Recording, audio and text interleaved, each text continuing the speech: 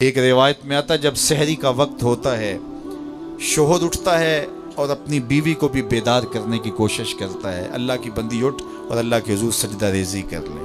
وہ رحمتوں کے بٹنے کے لمحے ہیں، دعاؤں کی قبولیت کی گھڑیاں ہیں، انوار اترتے ہیں ان لمحوں میں، رزق بٹتا ہے ان لمحوں میں۔ تو وہ اٹھتا ہے اور اپنی بیوی کو بھی بیدار کرنے کی کوشش کرتا ہے۔ سارے دن کی تھکی ہوئی خاتون اٹھ نہیں پاتی تو خیر وہ خود وضو کرنے چلا جاتا ہے، لیکن اس کے دل میں بے چینی ہوتی ہے کہ یہ بھی کبھی اٹھ کے اللہ کے حضور سجدہ ریز ہو جائے تو کیسا اچھا لگے۔ یہ سچی محبت کی علامت ہے۔ خیر اسے خیال آتا ہے اور وہ پانی کا چلو ساتھ لیے آتا ہے اور اپنی بیوی کے چہرے پہ چھڑک دیتا ہے اور خود مصلی بچھا کے نماز پڑھنے لگ جاتا ہے۔ بیوی اٹھتی ہے، دیکھتی ہے میرا شوہر نماز میں ہے، اسے بھی خیال آتا ہے، اٹھتی ہے جلدی سے، وضو کرتی ہے، مصلی بچھا کے شوہر کے قریب نماز پڑھنے لگ جاتی ہے۔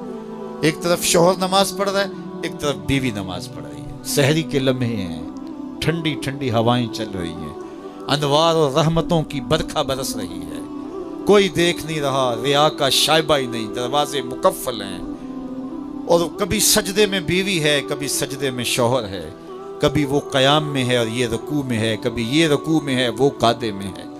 دونوں سحری کے وقت اللہ کے حضور سجدہ ریز ہے، میاں بیوی۔ حدیث پاک میں آتا ہے دونوں کو دیکھ کے رب مسکرا رہا ہوتا ہے، اپنی شان کے مطابق اللہ خوش ہو رہا ہوتا ہے کہ میرا بندہ اور میری دہلیز کی باندی کس طرح میرے حضور سجدہ ریز ہیں۔ اور اگر ان کو پتہ چل جائے نا کہ سجدے میں کتنی رحمتیں اتر رہی ہیں، وہ سجدے سے ساری نہ اٹھائیں۔ 5 گانا نماز کا شعار بنا لو زندگی میں، کبھی قضا نہ ہونے پائے، اور اگر اللہ نصیب کرے تو سحری کے سجدے بھی زندگی میں شامل کر لو۔ دیکھنا زندگی کس طرح ٹینشن فری ہوتی ہے۔ آج ہر بندہ کہتا ہے مشکلیں، اور میاں جس وقت مشکلیں ٹلتی ہیں، جس وقت مصیبتیں زائل ہوتی ہیں، وہ لمحے تو سو کے گزار رہا ہوتا ہے۔ صبح اٹھ کے نمازی بھی ٹکریں مار کے جلدی جلدی صبح کا وقت گزارنے کی کوشش کرتے ہیں، میرے جیسے نکمے لوگ، لیکن صاحب نہیں، وہ وقت تھوڑا سا دیجئے، اس وقت میں بیٹھیے اور اللہ کے حضور سجدہ ریزیوں کا مزاج بنائیے۔ معراج النبی کا جو خاص تحفہ ہے وہ نماز ہے جو حضور لے کر آئے۔ اور پھر بارگاہ قدس میں جب حضور حاضر ہوئے، اللہ نے اپنے محبوب کو بہت کچھ دیا تھا، 70,000 اسرار تھے، 70,000 رموز، 70,000 حکایات، اور بہت کچھ دیا۔ سب کچھ دینے کے بعد کہا محبوب یہ تو میں نے خود دیا، اب تو بتا میں تجھے کس چیز سے نوازوں، تیری اپنی بھی کوئی چاہت ہو۔ تو محبوب نے جو جواب دیا وہ سنیے۔ ہم ہوتے نہ جانے ہمیں کوئی اختیار دیا جائے تو کیا مانگ لے، کوئی دولت مانگے، کوئی ثروت مانگے، کوئی شہرت مانگے، لیکن ذرا دیکھیے انتخاب، دیکھیے حضور کا، اور پھر اشش کیجیے حضور کے انتخاب پہ۔ کہا کہ محبوب آپ کی جھولی میں کیا ڈالا جائے، کیا دیا جائے؟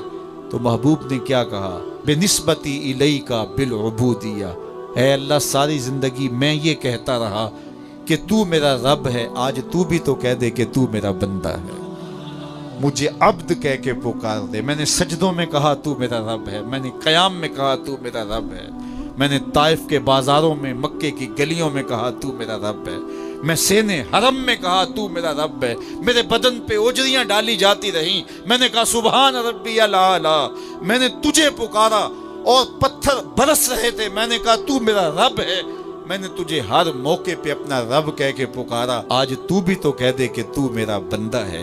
تو اللہ نے کہا سبحان الذی اسری بعبدہ، تو عبد کہہ کے پکارا۔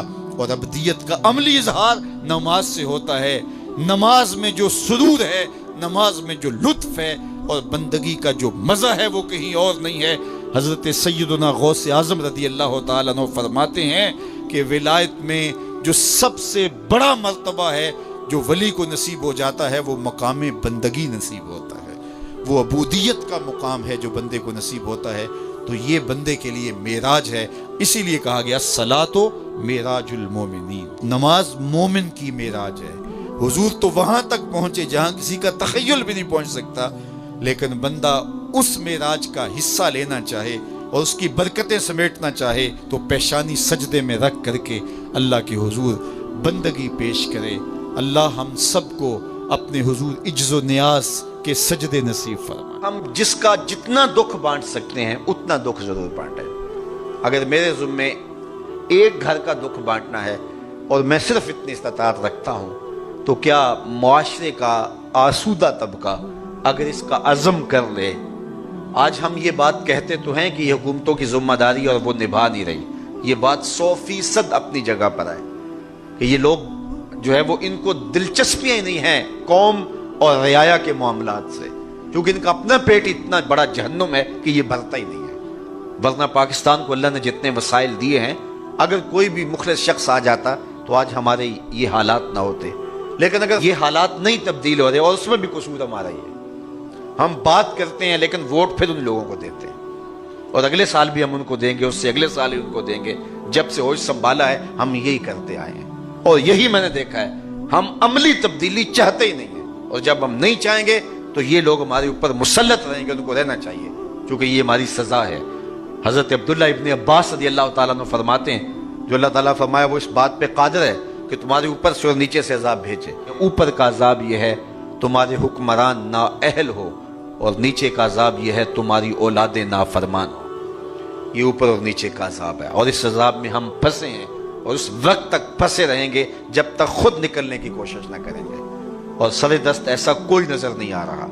سیاست میں، دین میں ہم باتیں کرتے ہیں لیکن ہمارے رویے نہیں ہیں، کسی مخلص کے ساتھ وہ سیاست میں ہو یا دین میں ہو ہم چلنے کے لیے تیار نہیں ہوتے، ہمارا عمل، ہمارا رویہ ماں سوائے چند لوگوں کے اجتماعی طور پہ جو ہے وہ ہمارا یہ مزاج ہی نہیں ہے، اور جس کی سزا ہم کاٹ رہے ہیں۔ بہرحال جب تک یہ حالات تبدیل نہیں ہوتے اور حکومتیں اپنی ذمہ داریاں نہیں نبھاتی تو ہماری اپنی ذمہ داریاں ہیں کہ ہم اپنی گلی کو کیا خود صاف نہیں کر سکتے؟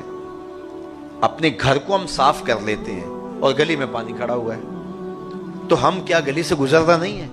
تو کیا اگر محلے دار مل کے اپنی گلی کو بھی ہم بہتر بنا لیں، حکومت نہ مدد کرے ہم خود کر لیں، تو کیا ممکن نہیں ہے؟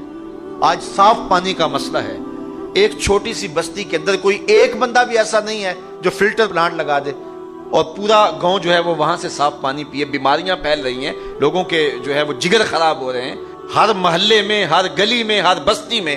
کیا مخیر حضرات ایسے نہیں ہے کہ جو ذمہ لے لیں کہ وہ ایک واٹر پلانٹ لگا دیں اور اس کے لیے پورے محلے کو آسودگی ہو جائے؟ یہ بالکل آسان ہے اور پورے ملک کے اندر ہو سکتا ہے۔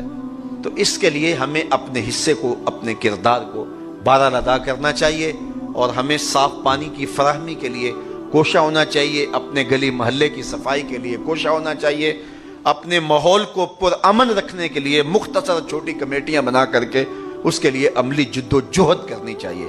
ادارۃ المصطفیٰ نے اللہ کی توفیق سے جو اس سے بن پڑا ہر دور کے اندر اس نے کام کیا، جس دور کے اندر تقریریں اور خطبے بک رہے تھے، درس قرآن کے کام کا آغاز کیا، اور اللہ کی راہ کے اندر خلوص کے ساتھ جو ہے وہ چلنے کا عزم کیا۔